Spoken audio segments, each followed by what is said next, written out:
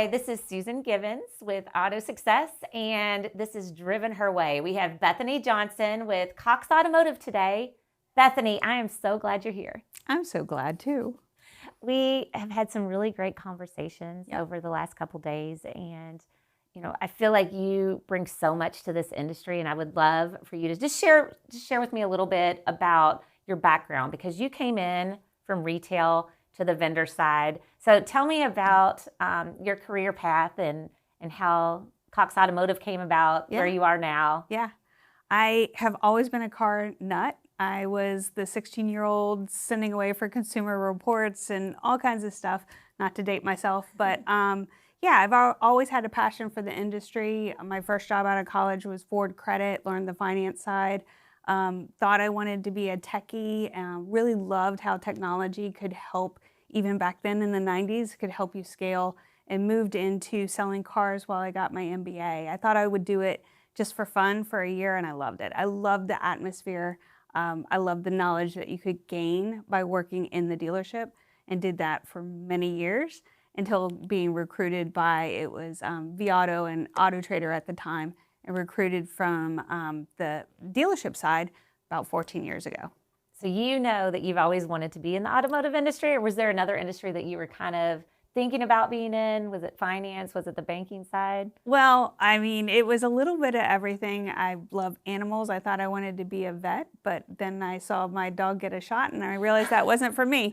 So I think, as a young entrepreneurial spirit, my dad owned his own business at 32 and retired in his 50s. So I always knew I wanted to have a controlled environment, but also sky's the limit. So having a 100% commission-based environment was actually scary, but really exciting for me, and I loved it. So your career at Auto took you from performance manager all the way to director of strategic planning. That's awesome. Correct. What did working inside dealerships and watching decisions get made kind of help you pave the way and learn the insights of where you are now? Yeah, there's some knowledge you just can't learn from a book or from studying spreadsheets, and that knowledge comes from the dealership, from learning the ins and outs, learning how every customer is different, learning there is math that supports every vehicle is different, but optimizing the return on investment, as well as people challenges and opportunities, and just the day-to-day. And you can't replicate that by studying it. You have to be in the trenches, as I say, blocking and tackling and really getting that exposure. And like I said, I really enjoyed it. I enjoyed helping one dealer, and then when Cox approached me, I was like, this is great. I can help hundreds of dealers.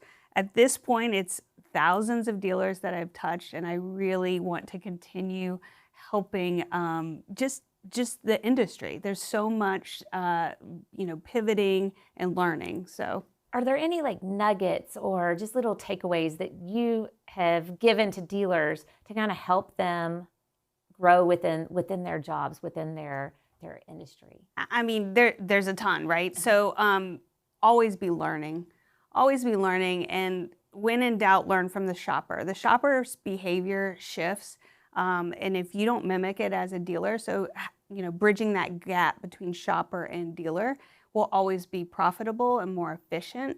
The moment you lose sight of what the shopper wants and needs, maybe they want to drop in and do finance online, but then they want to still come in, or vice versa. If you're not learning and leaning into that, you're missing opportunities. Can we dig in a little more? Yeah, of okay, course. So how do you learn from the shopper? Are you just watching their patterns? Are you digging into some of the resources within the dealership?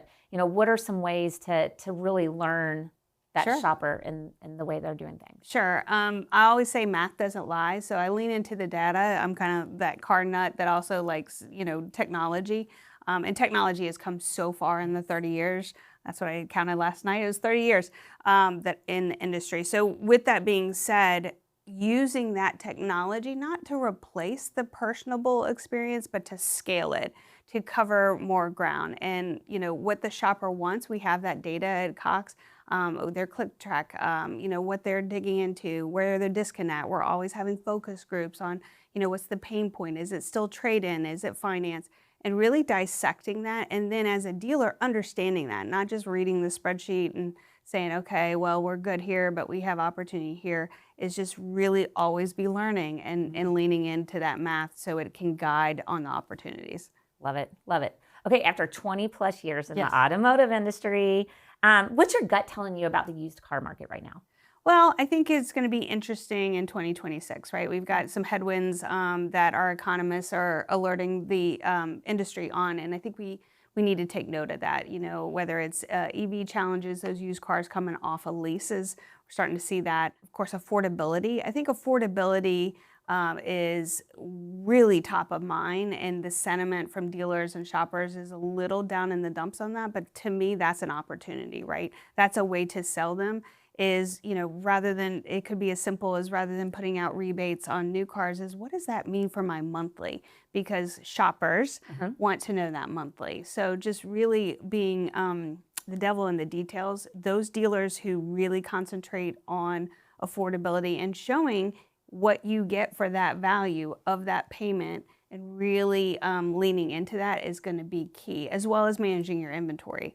There's not enough vehicles coming in on trade and lease turn-in. We're coming out of that void in this year. So that's the good news, is this is the last year of not having enough vehicles out there.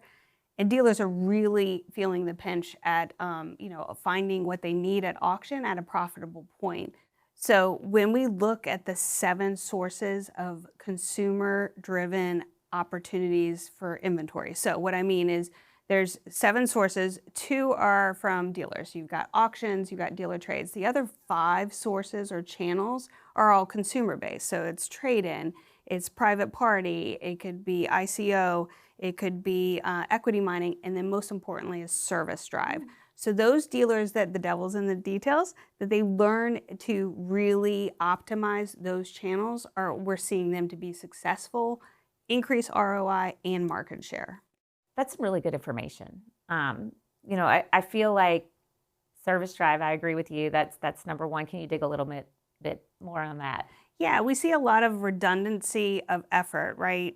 Whether they're using all of our software solutions or software solutions that are maybe not speaking to each other. So they're having to input it twice, or the salesperson has to run out there, or there's not even a vehicle there, right? It's sight unseen, it's across the street, and the customer's like, I'm too busy, even though I'm across the street. So we're seeing that in the market of really simplifying the integration and reducing that duplication of effort for the dealers. That way they can scale, right? So using technology to cover more ground to get that service drive vehicle into inventory, into that pipeline, as well as communicate with the customer. It's okay if you want to fix it. That's great. We can do that. Or did you know?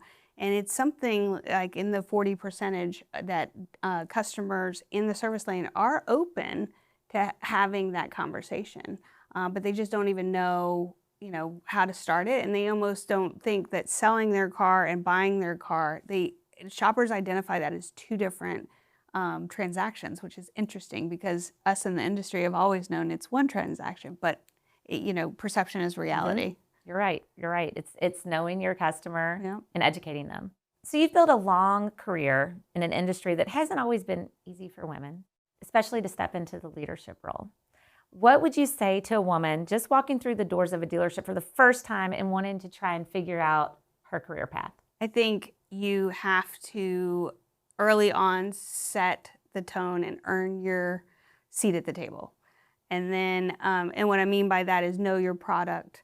I started out with certain OEMs, Volkswagen, Audi, Porsche. I really studied my product because I loved it. It was so fun. But once you know your product, your shopper as well as your colleagues understand this is your career, and always be learning. And just once you have that seat at the table, continue to learn and don't lose that seat.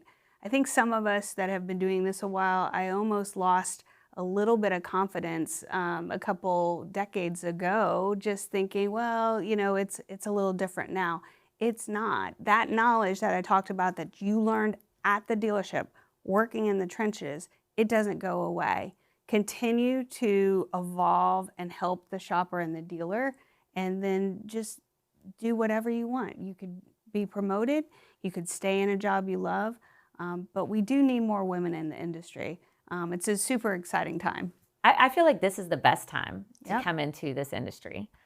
We have so many resources. We have so many mentors. We have so many like-minded women out there. So I feel like this is the time. Yep. Okay, when you think about the mark you want to leave in this industry, tell me what that looks like for you.